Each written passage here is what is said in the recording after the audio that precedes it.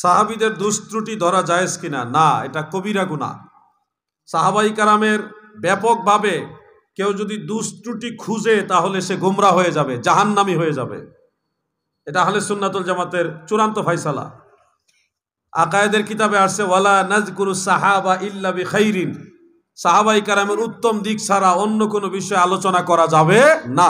যে সকল বিষয়ে সাহাবীদের মধ্যে ইখতিলাফ হয়েছে এই ধরনের বিষয় নিয়ে সাহাবীদের সমালোচনা করা যাবে না। আহলে সুন্নাতুল জামাত সাহাবীদের অনুসরণ করে। আল্লাহ রাসূল সাহাবীদেরকে আকাশের নক্ষত্র তুল্য বলেছেন। ফামান আহাব্বাহুম ফাবিহুব্বি আহাব্বাহুম, নবীজি বলছে সাহাবীদেরকে যারা ভালোবাসে তারা আমার ভালোবাসার কারণে ভালোবাসে। এজন্য শিয়া মতাবলম্বী যারা, তারা সাহাবীদের সমালোচনা করে।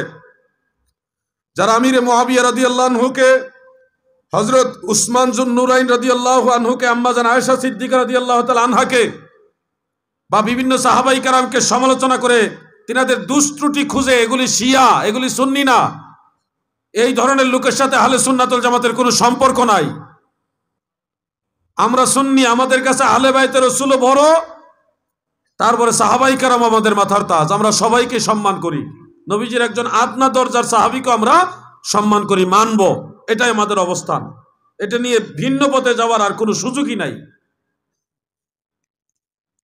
সালাফিরা বলে তারাবিহ নামাজ পড়ার সম্মানী নেওয়া জায়েজ নয়, এর সমাধান কি?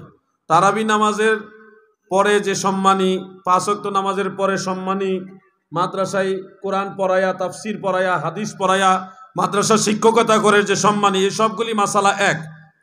মনে রাখবেন তফসিরে কুরতুবিতে 4 মাযহাবের মাসালাগুলি সুন্দরভাবে এক জায়গায় জমা করা হয়েছে, অন্যান্য কিতাবে তো আছেই। হানাফি মাযহাবের উলামায়ে মুতাকাদ্দিমিন যারা, ওনাদের ফাতোয়া ছিল এই ধরনের উজরত গ্রহণ করা, সম্মানী গ্রহণ করা, এটা ছিল হারাম। কিন্তু উলামায়ে মুতাকাদ্দিমিনের এই ফাতোয়ার কারণে বড় বড় আলেমরা ব্যবসা বাণিজ্যের কাজে মনোযোগ দিয়েছে। মসজিদ মাদ্রাসায় ইলমের খেদমতের ব্যাপারে তারা অমনোযোগী হয়ে গেছে, কারণ প্রত্যেকেরই মেধা আছে ব্যবসা করার মতো। বড় আলেমদের কি মেধা নাই ব্যবসা করার মতো? ইলমের খেদমত করা ফরজে আইন নয়, ফরজে কিফায়া। সেই হিসাবে বড় বড় আলেমরা তিনারা কি করলেন, ইলমের খেদমত বাদ দিয়া দুনিয়াবি ব্যবসা বাণিজ্যের দিকে ঝুঁকে গেলেন। তখন বড় আলেম আছে বটে, কিন্তু ইলমের খেদমতে আলেমদের পাওয়া যাচ্ছে না। যার ফলে উলামায়ে মুতাআখিরিন যারা, মুতাকাদ্দিমিন মুতাআখিরিন যারা বুঝে না, তারা এই বিষয়টা আর একটু সময় লাগবে বুঝতে। উলামায়ে মুতাআখিরিন যারা, ওনরা এসে ফতোয়া দিয়েছেন কোরআন এবং হাদিসের আরো অন্যান্য দলিলের উপরে তাহকিক করে, ইজতিহাদ করে রায় দিয়েছেন, না, কেউ যদি কোরআন পড়ায়, হাদিস পড়ায়, ওয়াজ করে বা তারাবি পড়ায়, এই ধরনের ইসলামী ধর্মীয় কাজ করে, তারপরে যদি উজরত গ্রহণ করে বিনিময়ে টাকা নেয়, তাহলে এটা মুবাহ, এটা বৈধ হবে, জায়েজ হবে। এটাই চূড়ান্ত ফতোয়া। উলামায়ে মুতাকাদ্দিমিন বলছে হারাম। মুতাআখিরিন দেখতেছে দ্বীনের খেদমত নষ্ট হয়ে যাচ্ছে। আলেম আছে কিন্তু শিক্ষক কোরআন হাদিস পড়াইবার জন্য আলেম পাওয়া যাইতেছে না। এখন ইলমের খেদমত করার জন্য যদি আলেম না পাওয়া যায়, তাহলে ভবিষ্যতে ইসলাম ধর্মের খেদমত কমে যাবে।